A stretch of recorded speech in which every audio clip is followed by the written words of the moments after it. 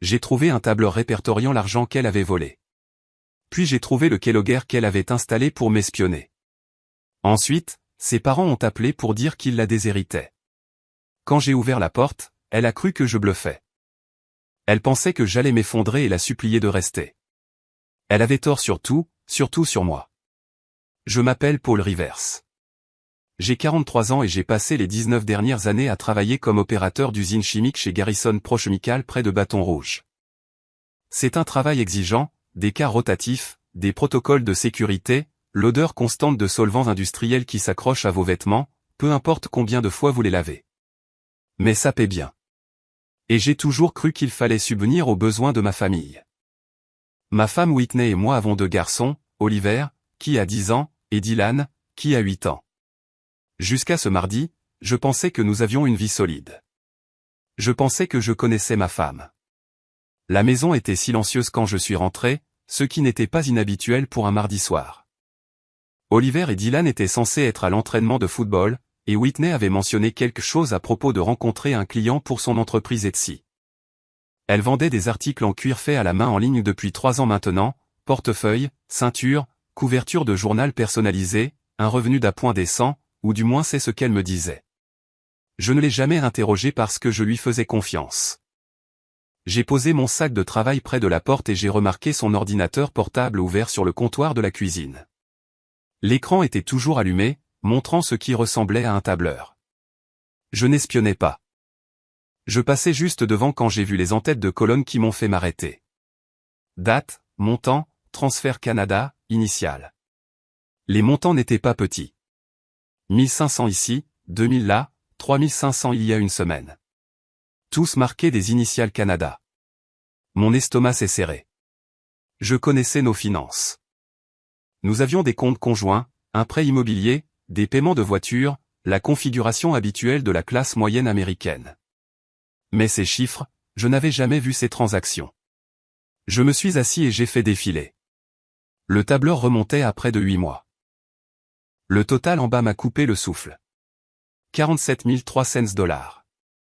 Près de 50 000.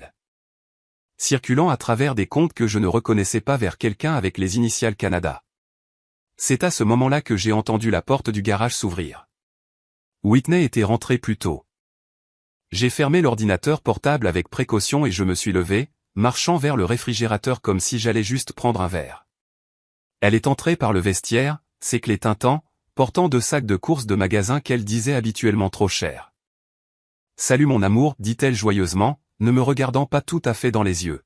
« Je ne m'attendais pas à te voir rentrer si tôt. »« Mon quart de travail a fini plus tôt », répondis-je, gardant ma voix stable. « Comment s'est passée ta journée ?» Whitney a posé les sacs et a commencé à en sortir des articles. Nouvelles chaussures, marque de designer, un chemisier en soie, toujours emballé dans du papier de soie. Oh, tu sais, juste quelques courses. J'ai acheté quelques trucs. Elle a agité la main de manière désinvolte. Je voulais me faire plaisir. La boutique Etsy marche très bien ces derniers temps. J'ai hoché la tête lentement. C'est super. Les affaires doivent être florissantes si tu gagnes assez pour des virées shopping. Quelque chose a traversé son visage. Trop rapide à lire. Eh bien, ça a été un bon trimestre. J'ai un nouveau fournisseur qui m'a aidé à augmenter ma production. Ses tarifs sont meilleurs, donc mes marges se sont améliorées. Ses tarifs, ai-je répété. Ce fournisseur. Comment s'appelle-t-il? Le sourire de Whitney s'est figé. Juste une fraction. Quoi? Juste curieux, dis-je. Tu ne parles pas souvent de fournisseur. Je me suis dit que s'il aidait autant l'entreprise, je devrais savoir qui il est. Colin, dit-elle après un battement trop long. Colin Ashford. C'est un distributeur de cuir de Houston. Très professionnel. Colin Ashford. Canada. J'ai bu un verre d'eau pour cacher la fureur qui montait dans ma poitrine. Ça a l'air d'être une bonne connexion à avoir. Oui, dit Whitney, se détournant déjà. Je vais prendre une douche. Longue journée.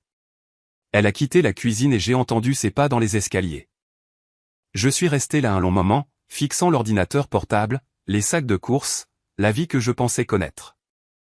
Puis je me suis approché, j'ai rouvert l'ordinateur portable et j'ai commencé à prendre des photos de ce tableur avec mon téléphone parce que j'avais appris quelque chose d'important en 19 ans de travail avec des produits chimiques dangereux. Quand on repère une fuite, on ne l'ignore pas. On documente tout avant que ça n'explose à la figure. Je n'ai pas confronté Whitney ce soir-là. Au lieu de cela, j'ai fait ce que j'ai appris à faire à l'usine chimique quand quelque chose ne va pas. Je recueille plus de données. Pendant qu'elle était sous la douche, j'ai examiné son ordinateur portable plus attentivement, copiant des fichiers sur une clé USB que je gardais dans mon sac de travail, relevés bancaires, emails, photos qu'elle avait sauvegardées dans le cloud, tout. Ce que j'ai trouvé au cours des 2 heures suivantes a fait paraître ces 47 000 $ comme de la petite monnaie. Whitney n'avait pas seulement travaillé avec Colin Ashford comme fournisseur de cuir. Elle avait transféré de l'argent de notre compte d'épargne conjoint. De petites sommes au début, 300 $ ici, 500 $ là. Toujours juste en dessous du seuil de 1000 $ qui déclencherait des notifications bancaires automatiques à mon email. Sur 11 mois, elle avait déplacé 72 000 $. Mon héritage de la police d'assurance vie de mon père que j'avais déposé il y a 2 ans spécifiquement pour le fonds universitaire des garçons, mais ça s'est aggravé. Les emails entre Whitney et Colin n'étaient pas professionnels. Ils étaient intimes, détaillés, des séances de planification de leur avenir ensemble. Whitney utilisait l'entreprise Etsy comme couverture, rencontrant Colin 3 fois par semaine dans une propriété de location à Mandeville. Elle l'aidait à blanchir de l'argent de son entreprise réelle, qui s'est avérée être une opération de revente de voitures haut de gamme avec des sources douteuses.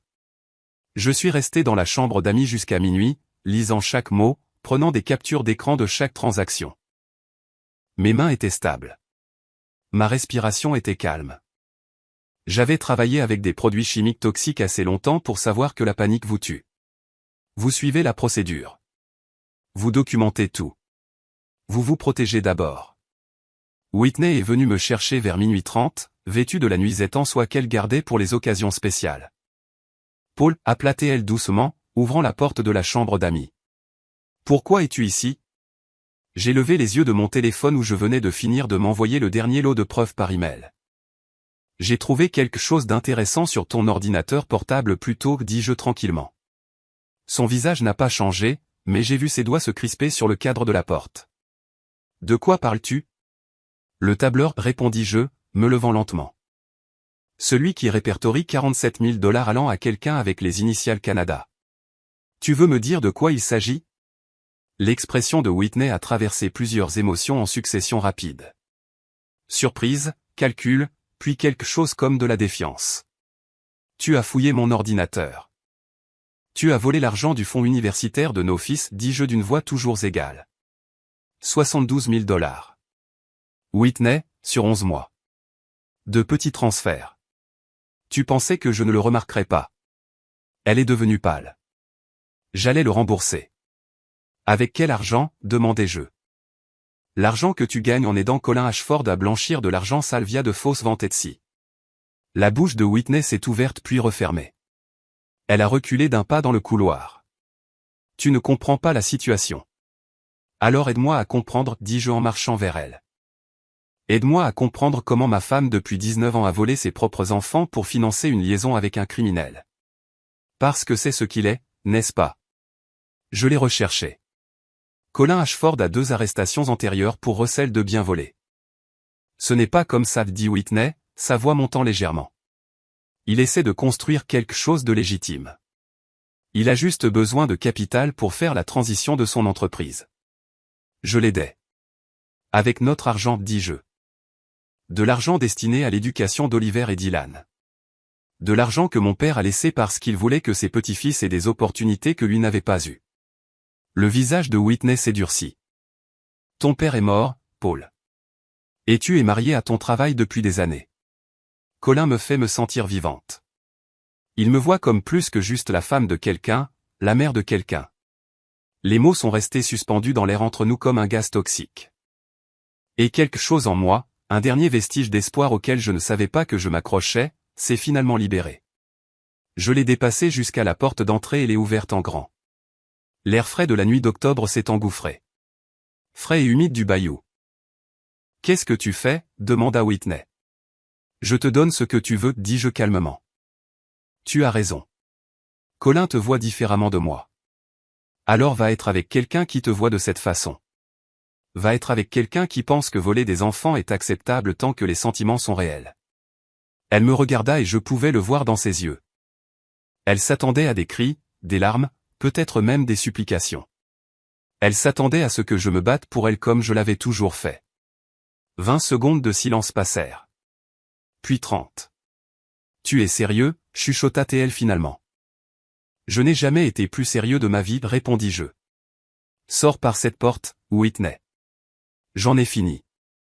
Son visage passa du choc à la panique en un instant. Elle avait parié sur mon amour inconditionnel, sur ma faiblesse à la laisser partir. Elle avait eu tort. Whitney est partie cette nuit-là, mais elle n'est pas allée loin. J'ai regardé depuis la fenêtre d'en haut sa voiture rester dans l'allée pendant 20 minutes, sa silhouette visible sur le siège du conducteur, probablement en train d'appeler Colin, probablement en train de raconter une histoire sur son mari déraisonnable. Finalement, elle est partie et je suis retourné au travail. Pas un travail émotionnel, un travail pratique. Le genre qui vous garde en vie quand tout le reste s'effondre. J'ai appelé mon frère Dane à minuit. Il a répondu à la deuxième sonnerie, la voix rauque de sommeil. Paul, qu'est-ce qui ne va pas? J'ai besoin que tu viennes demain matin, dis-je, tôt, avant que les garçons ne se réveillent, et apporte ton ordinateur portable, celui que tu utilises pour le travail informatique. Dane est resté silencieux un instant. Il travaillait dans la sécurité des réseaux depuis 15 ans. C'était le type que les entreprises appelaient quand elles suspectaient un vol d'employés ou un espionnage industriel. Que as-tu trouvé? Tout, répondis-je. Et j'ai besoin de m'assurer que j'ai des copies de tout avant que Whitney ne réalise ce que j'ai. Il était chez moi à 6 heures du matin, portant une mallette pleine d'équipements que je ne comprenais pas, mais en qui j'avais entièrement confiance. Nous nous sommes assis dans mon bureau à domicile pendant que les garçons dormaient à l'étage, et je lui ai montré ce que j'avais découvert, les virements bancaires, les emails, les photos que Whitney avait eu l'imprudence de sauvegarder dans le cloud. Les registres commerciaux de Colin Ashford qu'elle avait sauvegardés sur son ordinateur portable, probablement à des fins de fraude fiscale. Le visage de Dane s'est assombri à chaque fichier que j'ouvrais. Jésus, Paul, ce n'est pas juste une liaison. Elle l'a aidé à commettre des crimes financiers. Je sais, dis-je. C'est pourquoi j'ai besoin que tu m'aides à le préserver correctement. Si cela va en justice, j'ai besoin que tout soit documenté de manière légalement admissible. Dane a sorti un petit disque externe. Nous allons créer une copie forensique de tout son disque dur. Horodater tout. Maintenir la chaîne de garde. Tu devrais peut-être envisager de déposer une plainte auprès de la police concernant l'argent qu'elle a pris de ton compte. Pas encore, dis-je. D'abord, je dois protéger les garçons. M'assurer qu'elle ne peut les emmener nulle part pendant que je construis le dossier. C'est alors que Dane a dit quelque chose qui a tout changé. As-tu vérifié ton propre ordinateur? Ton email professionnel? J'ai froncé les sourcils. Pourquoi aurais-je besoin de le faire? Parce que si elle est assez paranoïaque pour cacher de l'argent et aider son petit ami à blanchir de l'argent, elle est assez paranoïaque pour te surveiller, répondit Dane. Il a tiré mon ordinateur portable de travail et a commencé à taper des commandes que je ne reconnaissais pas. 5 minutes plus tard, son visage est devenu pâle. Quoi, demandai-je. Elle a un logiciel de keylogger sur ta machine depuis au moins 8 mois, dit Dane tranquillement. Du matériel de qualité professionnelle. Le genre qui capture chaque frappe, chaque mot de passe, chaque site web que tu visites. Paul, elle a lu tes emails, tes mots de passe bancaires, tout. La pièce a légèrement basculé. Mes emails professionnels, tout. Dane a répété. Si tu as communiqué avec qui que ce soit à propos de cette situation, avec un avocat, avec moi, avec qui que ce soit, elle est au courant. Je me suis assis, l'esprit en effervescence. 8 mois. Cela signifiait que Whitney avait planifié cela plus longtemps que je ne l'avais imaginé. Cela signifiait que chacun de mes mouvements depuis la découverte de l'affaire, elle les avait observés. Chaque recherche Google sur les avocats en divorce, chaque SMS à Dane. Chaque instant où je pensais recueillir des preuves en privé, elle le savait. Peux-tu le supprimer, demandai-je. Je peux, mais voici le problème, dit Dane. Si tu le supprimes maintenant, elle saura que tu l'as trouvé. Mieux vaut le laisser en place et lui donner de fausses informations. Utilise-le contre elle. J'ai réfléchi un instant, à Whitney assise quelque part, peut-être chez Colin, vérifiant son logiciel de surveillance, pensant qu'elle avait toujours le dessus, pensant que j'étais juste un opérateur d'usine chimique prévisible qui ne riposterait pas au nom de 10 jeux. Supprime-le, tout, et ensuite aide-moi à déposer des accusations criminelles pour accès non autorisé à un ordinateur. C'est un crime fédéral, n'est-ce pas? Dane a souri, le premier vrai sourire que je lui ai vu de toute la matinée. Absolument. Vol d'identité, accès non autorisé à des ordinateurs protégés, fraude par fil potentiel, si elle a utilisé tes identifiants pour quoi que ce soit. Tu parles de charges graves, Paul. Le genre qui entraîne de la prison. Bien, dis-je. Parce que je ne suis pas intéressé par les jeux. Je veux qu'elle comprenne qu'il y a des conséquences à ce qu'elle a fait. De vraies conséquences, pas seulement des sentiments blessés et des papiers de divorce. Dane a recommencé à taper, ses doigts bougeant plus vite maintenant. Laisse-moi tout documenter d'abord. Capture d'écran, journaux, le package forensique complet. Ensuite, nous nettoierons ton système, et tu pourras décider comment tu veux procéder. Pendant qu'il travaillait, je suis descendu et j'ai fait du café, regardant le lever du soleil à travers la fenêtre de la cuisine. Oliver et Dylan se réveilleraient bientôt, demandant où était leur mère, se demandant pourquoi papa avait l'air si fatigué. Je devrais leur dire quelque chose, une version de la vérité qui ne les détruirait pas complètement. Mais d'abord, je devais m'assurer que Whitney ne pouvait rien détruire d'autre. Oliver m'a trouvé dans la cuisine vers 7h30, toujours dans son pyjama dinosaure, les cheveux dressés dans 3 directions. Papa, où est maman? Je me suis détourné de la cafetière et je me suis agenouillé à sa hauteur. Elle est ailleurs pour un petit moment, mon grand. Nous avons eu un désaccord. Le visage d'Oliver, si semblable au mien à cet âge, s'est plissé d'inquiétude. Vous allez divorcer? La question a frappé plus fort que je ne l'avais prévu. Je ne sais pas encore, dis-je honnêtement. Mais quoi qu'il arrive, ce n'est pas de ta faute ni de celle de Dylan. C'est entre ta maman et moi. Oliver s'est mordu la lèvre, puis a jeté un coup d'œil vers les escaliers comme s'il vérifiait que nous étions seuls. Papa, je dois te montrer quelque chose. Mais tu ne peux pas dire à maman que je te l'ai dit. Quelque chose dans sa voix m'a serré la poitrine. Qu'est-ce que c'est? Il a couru à l'étage et est revenu avec un vieil iPad que nous lui avions donné il y a 2 ans lorsque nous avions mis à niveau vers des modèles plus récents.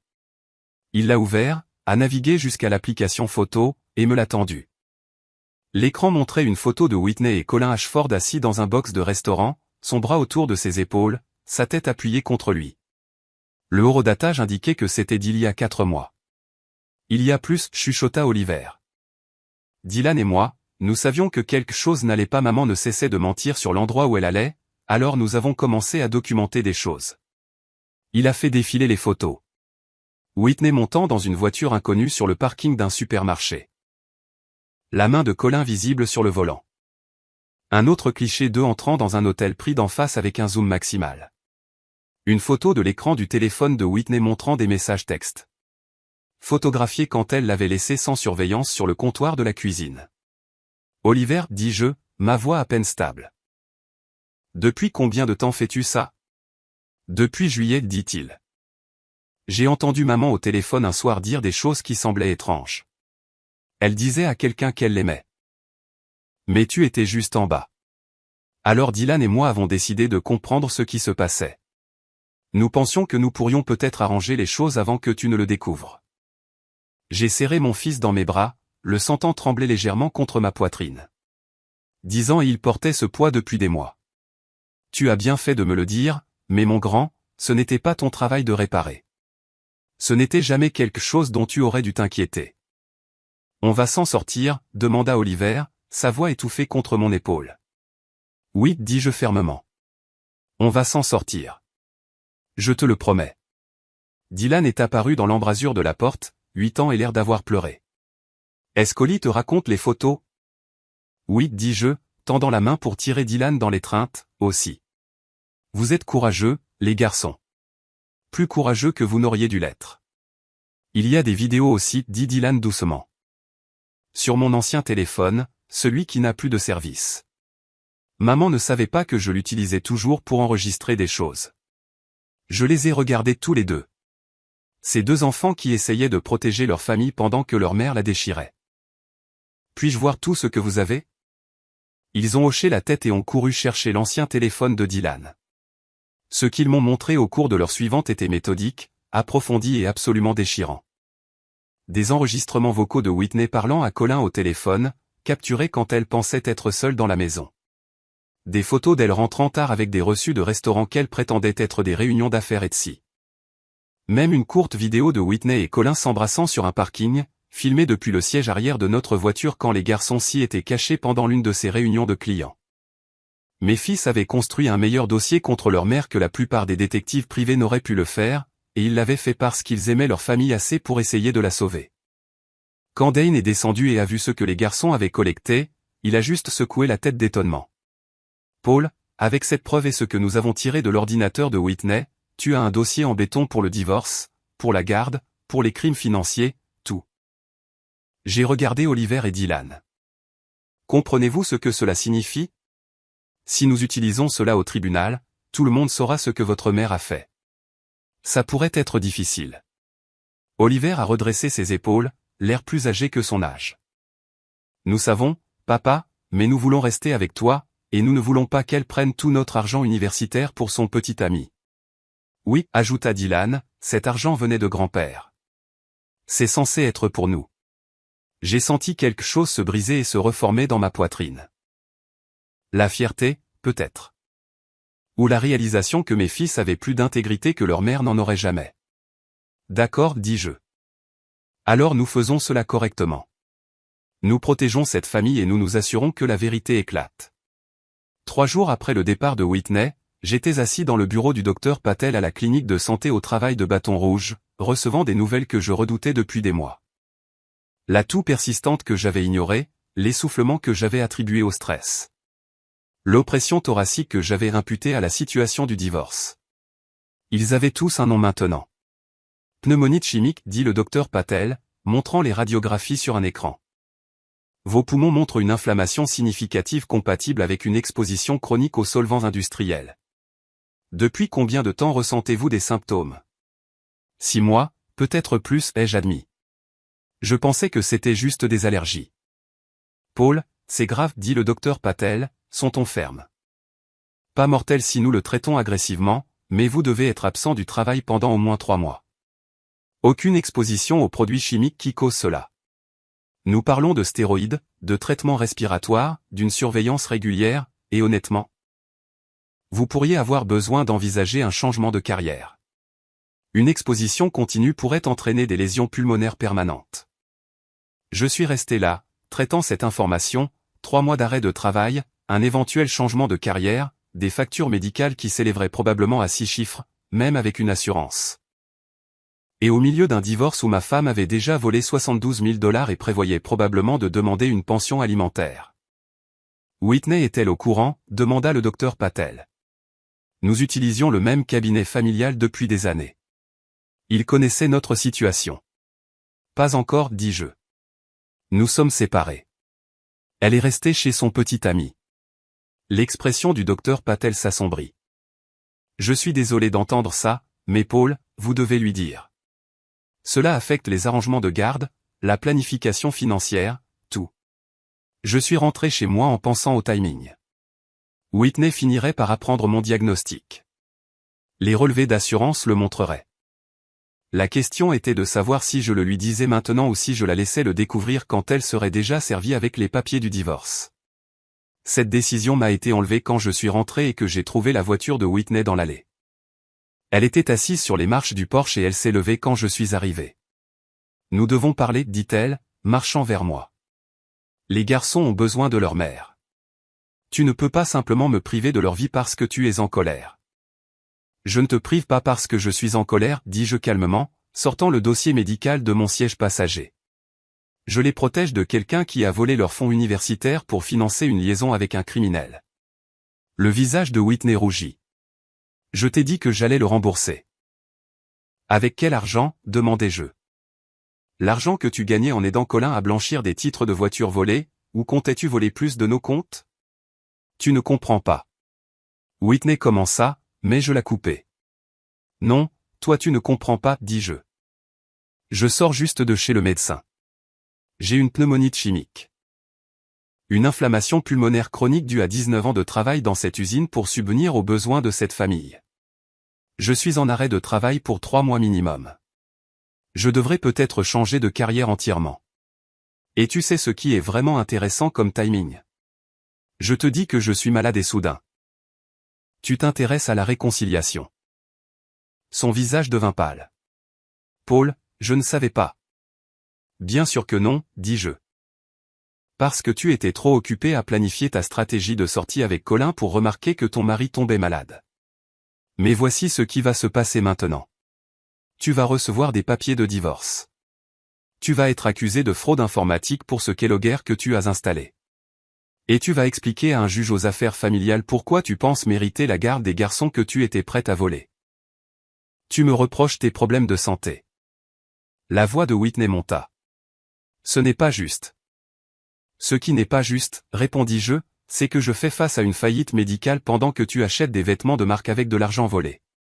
Ce qui n'est pas juste. C'est que nos fils ont documenté ton affaire pendant des mois parce qu'ils essayaient de sauver cette famille pendant que tu la détruisais. Ce qui n'est pas juste, c'est que tu pensais pouvoir surveiller mon ordinateur, contrôler ma vie, et que je ne le découvrirais jamais. Whitney recula d'un pas. Les garçons m'espionnaient? Les garçons se protégeaient, corrigeai-je, parce qu'ils sont plus intelligents que tu ne le pensais. Ils savaient que quelque chose n'allait pas. Ils savaient que tu mentais.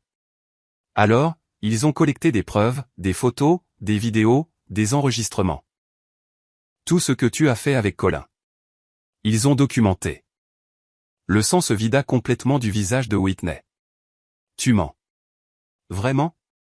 Je sortis mon téléphone et lui montrai une des photos d'Oliver. Whitney et Colin dans un restaurant, son bras autour d'elle, sa tête sur son épaule. Ils en ont des dizaines. Horodatage, lieu, tout. Tu pensais être si prudente, mais tes propres enfants construisaient un dossier contre toi. Les mains de Whitney commencèrent à trembler. Tu ne peux pas utiliser les garçons contre moi au tribunal. C'est de la manipulation. Je ne les utilise pas, dis-je. Ils ont fourni les preuves volontairement parce qu'ils veulent rester avec moi, parce qu'ils savent qui s'est occupé d'eux et qui s'est faufilé avec son petit ami. Maintenant, quitte ma propriété, Whitney. Si tu veux voir les garçons, tu peux l'arranger par l'intermédiaire de ton avocat une fois que tu en auras un. Elle partit sans un mot, et je la regardai s'éloigner avant de rentrer pour dire à Oliver et Dylan que leur mère était au courant des preuves qu'ils avaient recueillies. Ils l'ont pris mieux que je ne l'avais prévu. Elle est en colère, demanda Oliver. Probablement, dis-je. Honnêtement, mais ce n'est pas votre problème.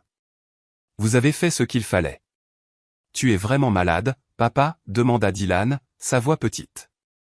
Je me suis agenouillé et j'ai serré les 2 garçons dans mes bras. Oui, mon grand, mais je vais m'en sortir. Le médecin l'a détecté tôt. J'ai juste besoin de me reposer un peu et de laisser mes poumons guérir. À cause de ton travail, demanda Oliver. Parce que j'ai travaillé avec des produits chimiques dangereux pendant longtemps, expliquai-je. Mais ça, c'est ma faute, pas celle de quelqu'un d'autre. Et nous allons bien nous en sortir, tous les 3. Whitney a engagé un avocat dans les 2 jours. Je le savais parce que Rebecca Fontaine, l'avocate que j'avais engagée, m'a appelé avec une nouvelle qui m'a fait sourire pour la première fois en une semaine. Son avocat m'a contacté ce matin, dit Rebecca. Apparemment, Whitney veut négocier un règlement avant que cela ne passe au tribunal. Elle propose de renoncer à toute réclamation sur la maison ou tes comptes de retraite en échange d'une garde partagée et de l'abandon des charges criminelles. Non, dis-je immédiatement. Je m'y attendais, répondit Rebecca. Mais laissez-moi être clair sur ce à quoi nous avons affaire. L'avocat de Whitney est au courant des preuves, du Keloguer, de l'argent volé, de l'affaire. Ils savent que c'est grave, mais ils parient que vous ne voudrez pas faire subir à vos fils une bataille pour la garde. Mes fils sont ceux qui veulent que je me batte, dis-je. Ils ont recueilli la plupart des preuves. Ils savent ce que leur mère a fait et ils veulent rester avec moi. Alors nous devons parler de la situation scolaire, dit Rebecca. J'ai reçu un appel ce matin de la directrice de l'école élémentaire Riverside. Apparemment, il y a eu un incident. Mon estomac se serra. Quel genre d'incident? Whitney s'est présentée à l'école hier après-midi, essayant de récupérer les garçons plus tôt. Le personnel du bureau lui a dit qu'elle avait besoin de votre permission puisque vous êtes répertorié comme contact principal pendant la séparation. Elle a fait une scène. A commencé à crier sur ses droits en tant que mère, a accusé le personnel de la séparer de ses enfants. La directrice a dû menacer d'appeler la police avant qu'elle ne parte. Je fermais les yeux. Les garçons ont-ils vu ça? Non, ils étaient en classe. Mais Paul, c'est exactement le genre de comportement qui nuit à son dossier de garde. Cela montre une instabilité, un mauvais jugement, une incapacité à suivre les procédures appropriées. J'ai déjà demandé une copie du rapport d'incident de l'école. Quoi d'autre, demandai-je parce que je pouvais entendre qu'il y en avait plus. La directrice a également mentionné que Whitney a été, et je cite ici, inappropriément familière avec des membres du personnel masculin. Il y a eu un incident au printemps dernier lors d'une conférence parents-professeurs où elle a fait des avances au professeur d'Oliver. Il l'a signalé à l'administration à l'époque, mais ils ont géré ça discrètement. Mes mains se crispèrent autour du téléphone. Elle a dragué le professeur de mon fils? Selon la documentation. Oui.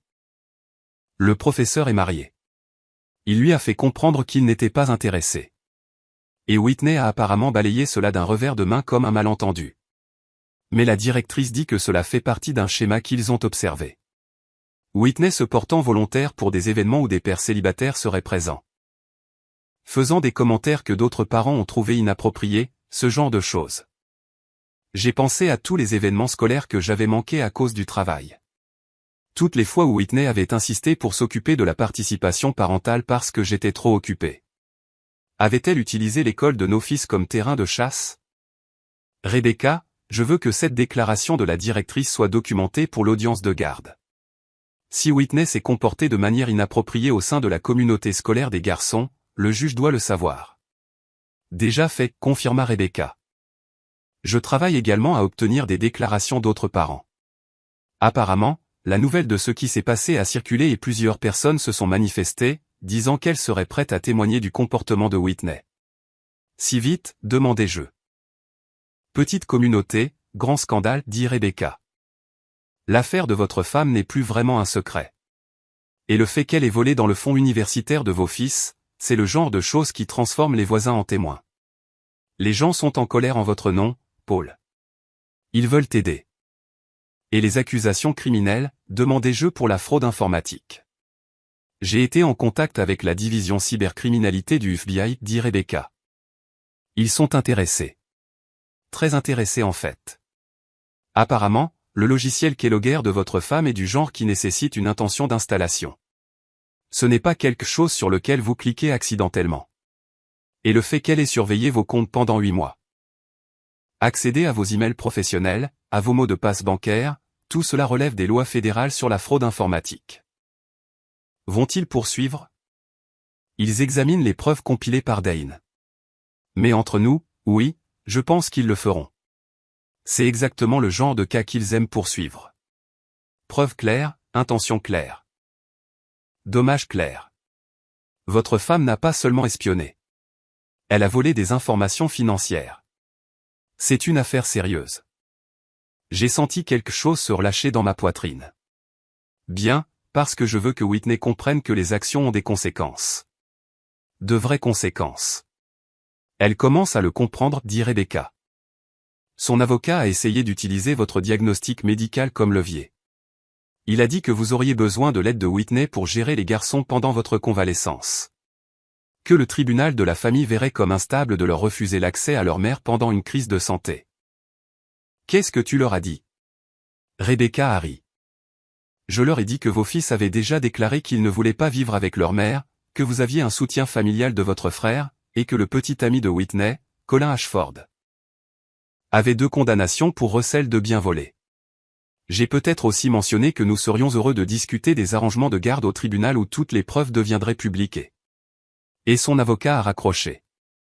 Rebecca a dit, je m'attends à ce qu'il revienne avec une meilleure offre bientôt, mais Paul, ne vous contentez de rien de moins que la garde principale. Vous avez les preuves. Vous avez les garçons de votre côté. Et vous avez une femme qui a commis des crimes fédéraux. C'est votre affaire à perdre. Je ne me contente de rien, dis-je. Whitney a fait ses choix.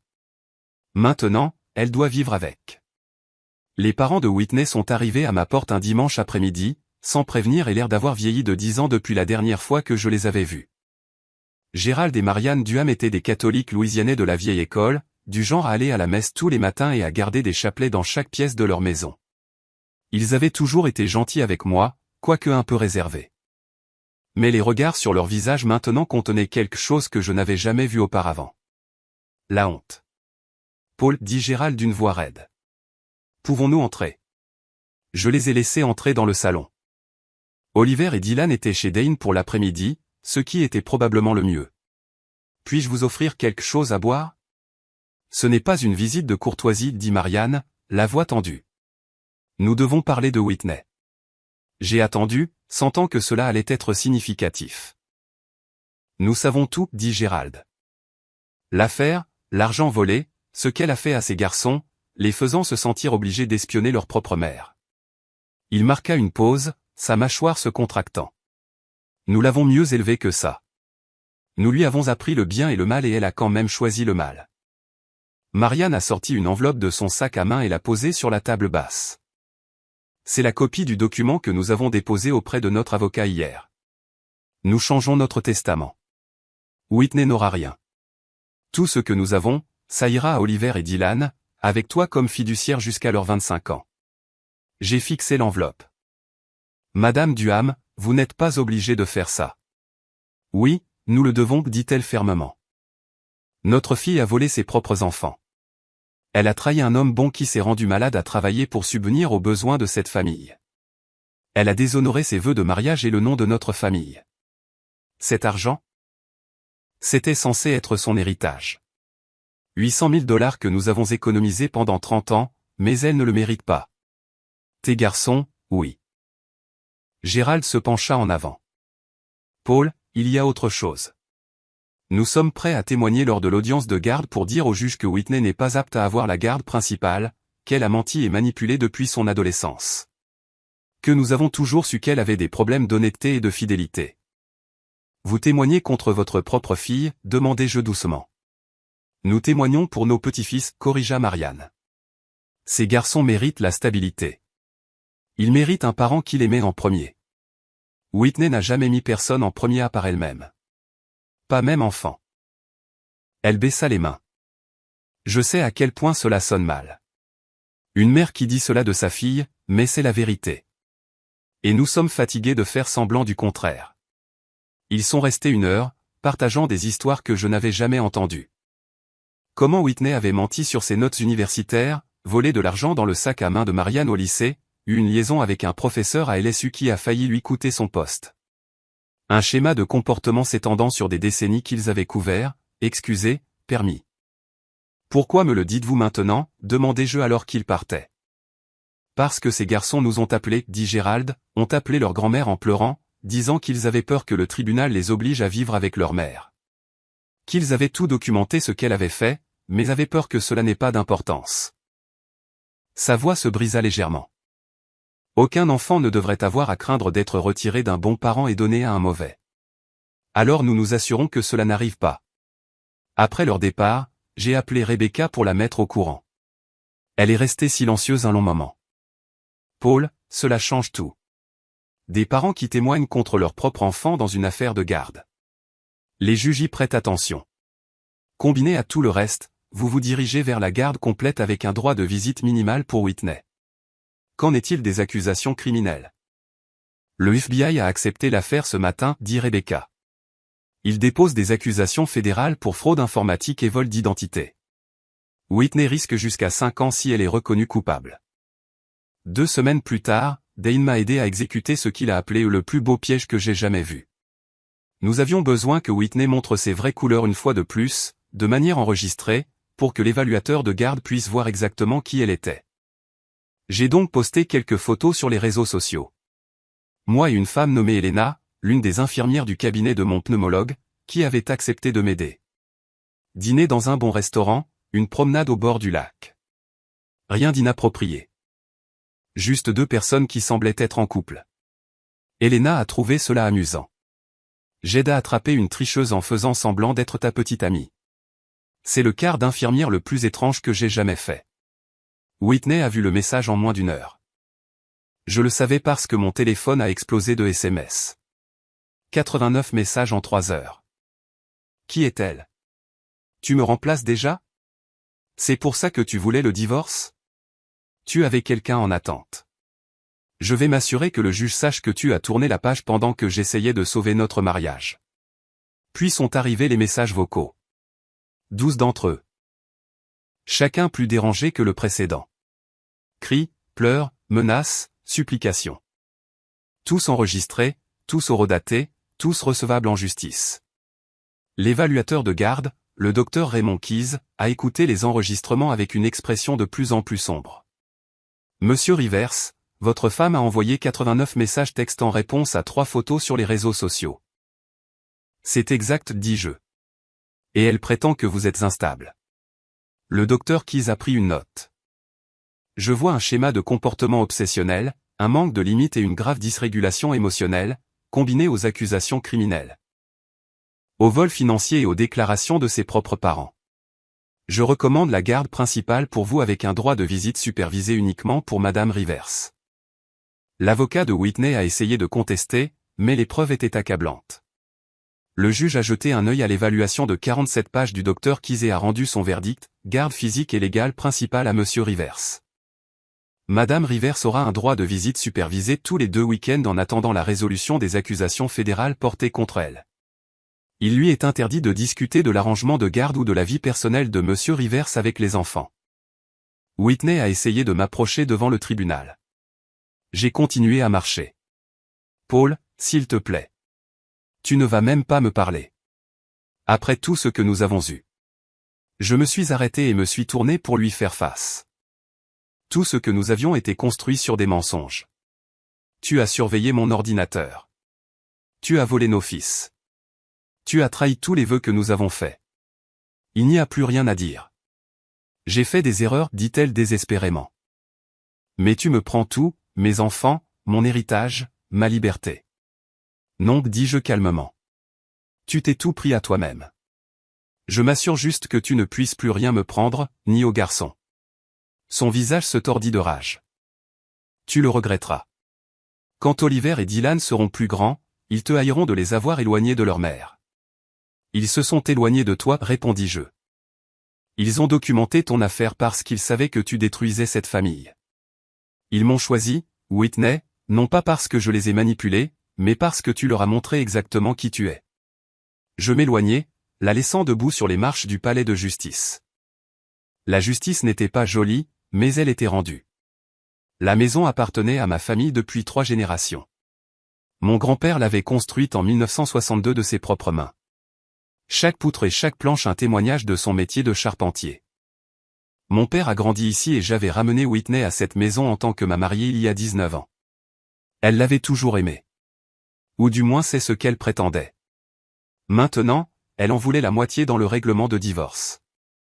Paul, nous devons parler de la répartition des biens, dit Rebecca au téléphone.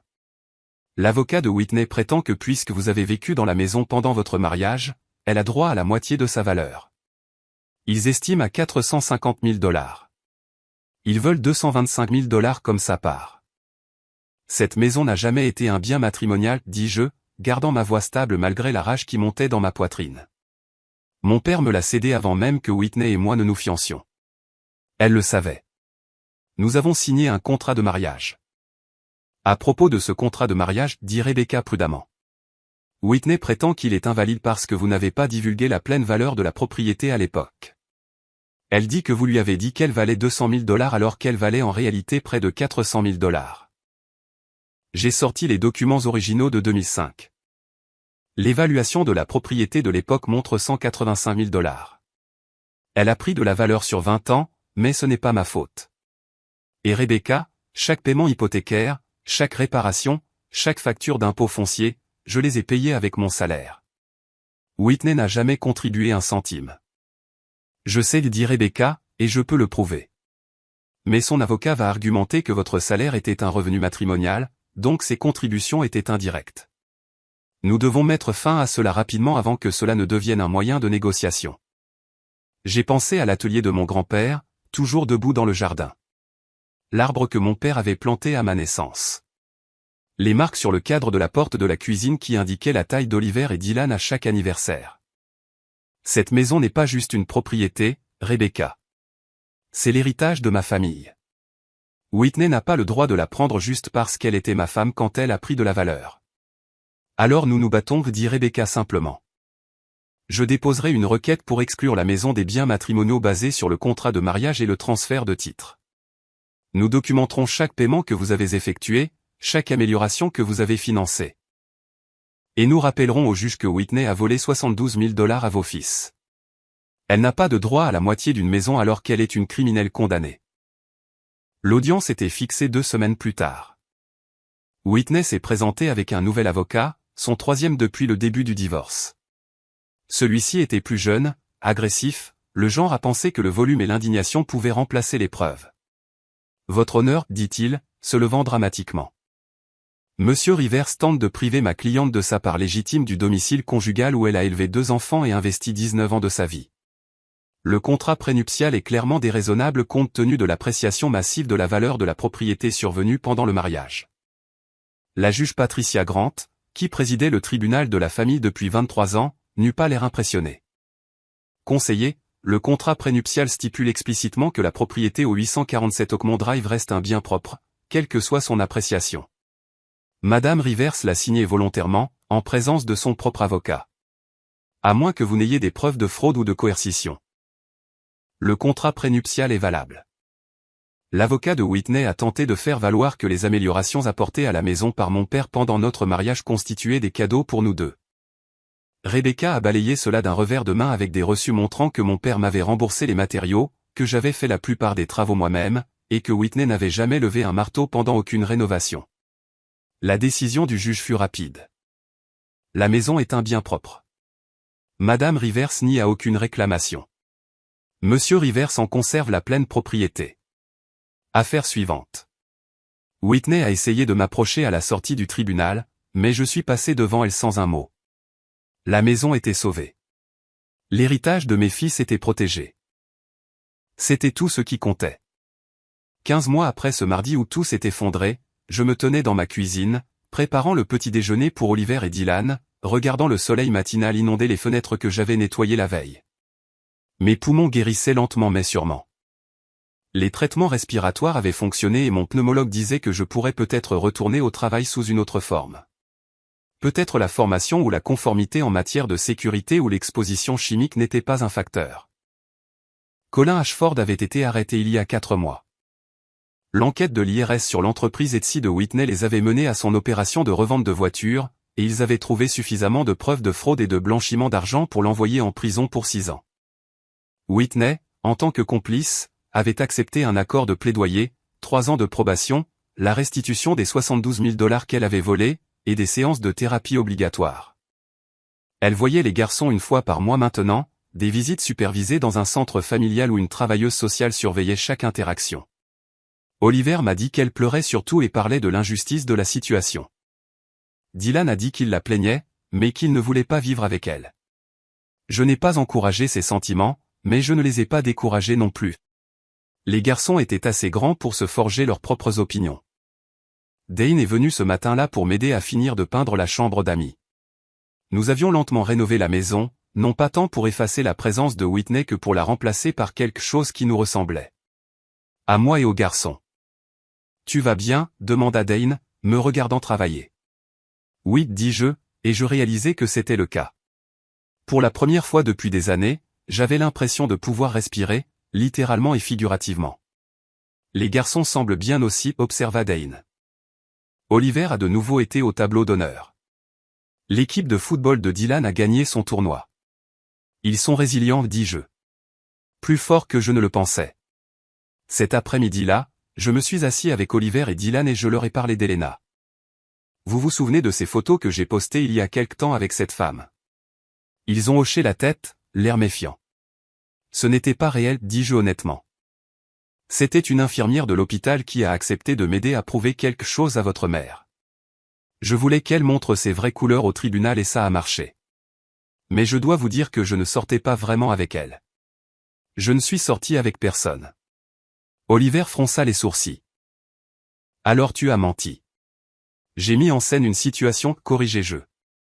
Il y a une différence. Je n'ai menti sur rien d'important. J'ai juste laissé votre mère penser quelque chose qui a révélé qui elle était vraiment.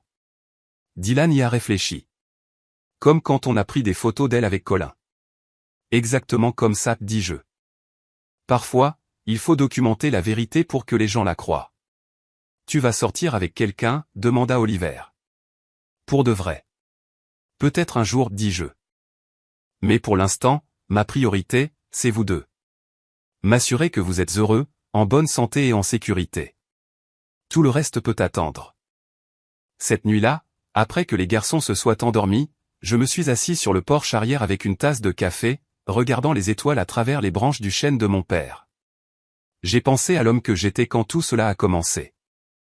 L'homme qui avait ignoré les signes avant-coureurs parce qu'il voulait croire que sa femme l'aimait. Cet homme avait disparu, brûlé par la trahison et reconstruit par nécessité. L'homme que j'étais maintenant comprenait quelque chose que cet homme n'avait pas compris. L'amour sans intégrité n'est que performance. Whitney avait joué pendant 19 ans, et j'avais applaudi chaque acte. Mais mes fils avaient vu à travers tout cela, l'avaient documenté, avaient choisi la vérité plutôt que des mensonges confortables. Je ne haïssais plus Whitney. Je ne ressentais plus grand-chose pour elle, sauf une tristesse lointaine pour ce qui aurait pu être si elle avait été quelqu'un d'autre. Mais j'étais reconnaissant, d'une étrange manière, que cela se soit terminé quand cela s'est terminé. Avant que je n'ai perdu plus d'années. Avant que les garçons n'aient appris que rester dans une situation brisée était normal. Avant que j'aie oublié ce que cela faisait de se réveiller sans le poids de la tromperie de quelqu'un d'autre pesant sur ma poitrine. Oliver et Dylan méritaient mieux qu'un père qui acceptait la trahison comme le prix de la paix. Ils méritaient un père qui leur montrait que le respect de soi n'était pas facultatif. Que protéger sa famille signifiait parfois se tenir seul. Que ouvrir une porte pour que quelqu'un parte était plus digne que de le supplier de rester. Et je leur avais donné cela. Pas parfaitement peut-être, mais honnêtement, ce qui était plus que leur mère n'avait jamais réussi à faire. L'avenir s'étendait devant moi, incertain mais propre. Pas de mensonges cachés dans les téléphones. Pas d'argent disparaissant des comptes. Pas de prétendre que tout allait bien quand tout s'effondrait. Juste moi et mes garçons, construisant quelque chose de réel sur les fondations de la vérité qui valait plus que n'importe quel mariage construit sur le sable.